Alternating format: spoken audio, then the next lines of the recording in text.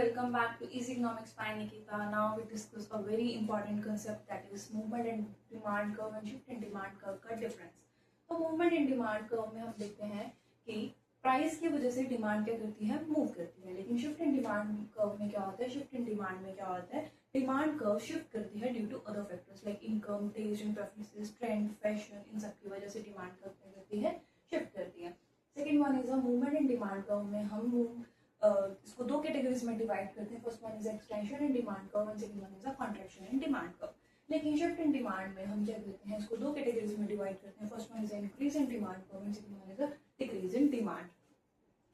Third point कि movement in demand curve में क्या होता है, प्राइस की वजह से डिमांड कर्व मूव करती है. लेकिन शिफ्ट इन डिमांड कर्व में क्या होता है कि प्राइस कांस्टेंट रहता है एंड मूव करती है, शिफ्ट करती है demand curve due to other factors.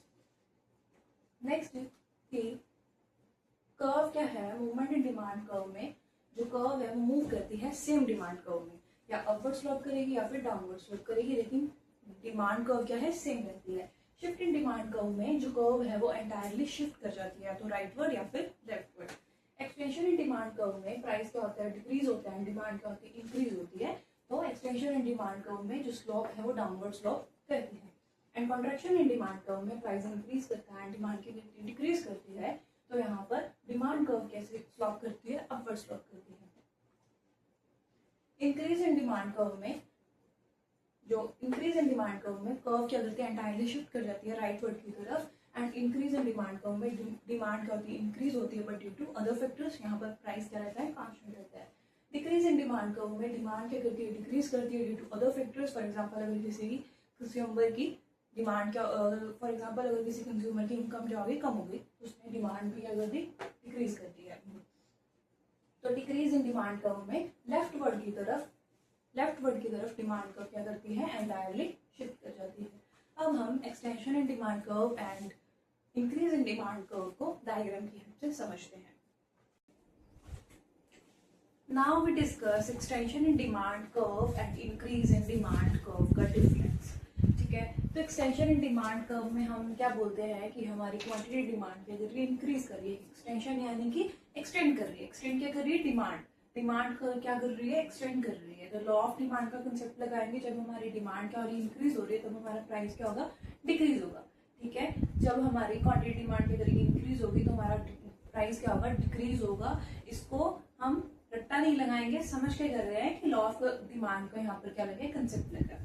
ठीक है, तो जब हमारा डिमांड इंक्रीज होगा, प्राइस रिड्यूस होगा, तो उसको हम डायग्राम की हेल्प से समझते हैं. एक्स एक्सिस पर हमने क्वांटिटी ली है एंड वाई एक्सिस पर हमने क्या लिया है, प्राइस लिया है. तो पहले हमारा प्राइस क्या था, P0 पर हमारी डिमांड कितनी थी, Q0. तो हमारी डिमांड का क्या थी, DD. ठीक है, जैसे ही हमारा प्राइस डिक्रीज हुआ, प्राइस क्या हो गया, डिक्रीज हो गया, तब हमारी क्वांटिटी डिमांड क्या होगी, इंक्रीज होगी. तो हमारी डिमांड कर्व क्या बन गई, ये बन गई.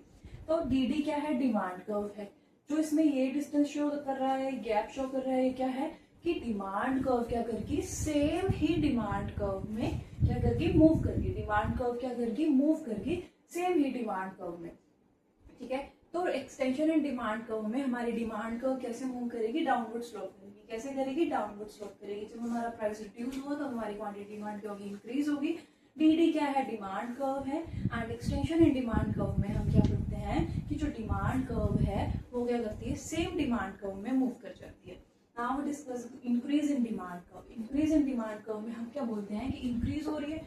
इंक्रीज क्या हो रही है, डिमांड क्या हो रही है, इंक्रीज हो रही है, but due to other factors like income, substitutes, trend, fashion, ठीक है, टेस्ट, प्रेफरेंसेस, ये सब क्या हो गए, अदर फैक्टर्स की वजह से हमारी डिमांड क्या हो रही है, यहाँ पर इंक्रीज हो रही है. लेकिन हमारा प्राइस क्या है, यहाँ पर कांस्टेंट है. दैट मीन्स कि इंक्रीज इन डिमांड में प्राइस क्या रहता है, कांस्टेंट है. दैट मीन्स कि प्राइस की वजह से डिमांड में कोई भी चेंजेस नहीं आ रहे हैं. तो प्राइस क्या है, कांस्टेंट है. ठीक है, एक्स एक्सिस पर हमने क्वांटिटी लिया है एंड वाई एक्सिस पर हमने क्या लिया है, प्राइस लिया है. प्राइस कितना है हमारा, P0 जो कि है कांस्टेंट. ठीक है, जब हमारा P0 था प्राइस, तो हमारी क्वांटिटी डिमांड कितनी थी, Q0 थी. प्राइस तो सेम है, लेकिन कंज्यूमर की इनकम इंक्रीज होने की वजह से उसने डिमांड क्या कर दी, इंक्रीज कर दी, या फिर टेस्ट प्रेफरेंस उसकी चेंज होगी, तो यहाँ पर क्या हो गया, डिमांड क्या होगी, इंक्रीज होगी. ठीक है, तो इंक्रीज इन डिमांड कर्व में जो डिमांड कर्व है वो एंटायरली शिफ्ट करती है. डिमांड कर्व क्या करती है, एंटायरली शिफ्ट करती है राइटवर्ड की तरफ. राइटवर्ड की तरफ डिमांड कर्व क्या करती है, इंक्रीज इन डिमांड में शिफ्ट करती है. ओल्ड डिमांड कर्व क्या थी, डी थी, लेकिन जैसे ही हमारी डिमांड इंक्रीज होगी ड्यू टू अदर फैक्टर्स, हमारी डिमांड कर्व क्या करगी, राइटवर्ड की तरफ शिफ्ट करगी, तो न्यू डिमांड कर्व क्या बनगी, DD1। क्लियर है? ऐसी और यूजफुल एंड इम्पॉर्टेंट टॉपिक्स के लिए easy economics by Nikita channel को सब्सक्राइब करें, शेयर करें, लाइक करें एंड